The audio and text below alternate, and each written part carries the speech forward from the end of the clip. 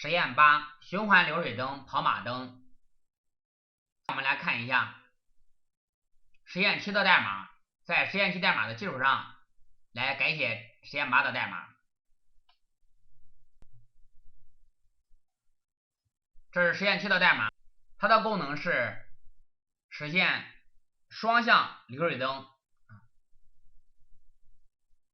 从上到下，从下到上结束。那么如果我们要实现循环流水灯效果，那么我们只需要在这个代码的基础上改写一下，把这2部分代码能够重复执行就行了。那么这时候呢，我们也同样加一个循环就可以。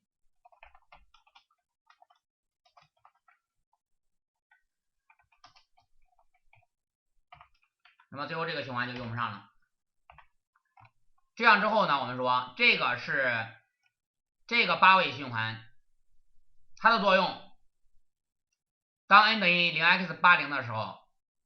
它的作用呢是从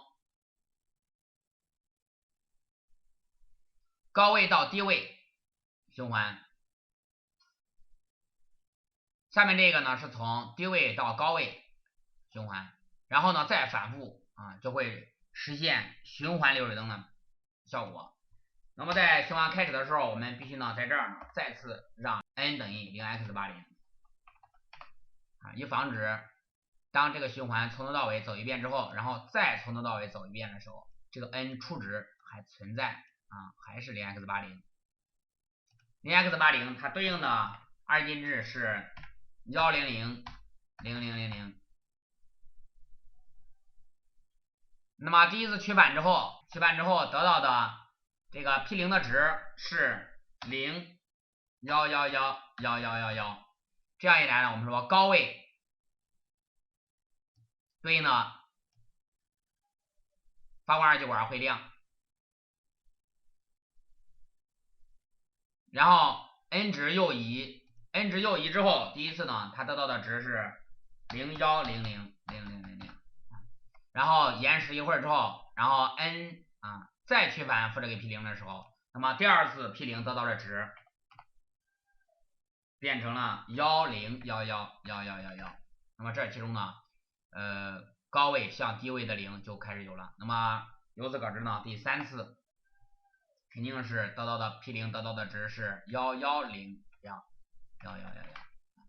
这样一来呢，对应的发光二极管又会亮。那么这样呢，从高位到低位0的一个运动过程，在发光二极管上表现出来的就是一个流水灯的效果，由高位到低位，也就是由下往上移动。那么下面这个就是由上往下移动了。这样一来，反复执行这2组循环就可以完成循环流水灯的效果。好，我们编译看一下程序运行效果。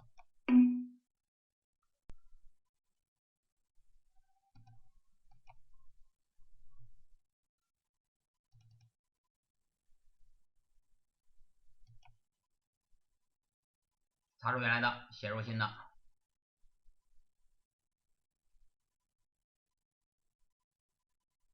好，这是反复循环的流水灯效果。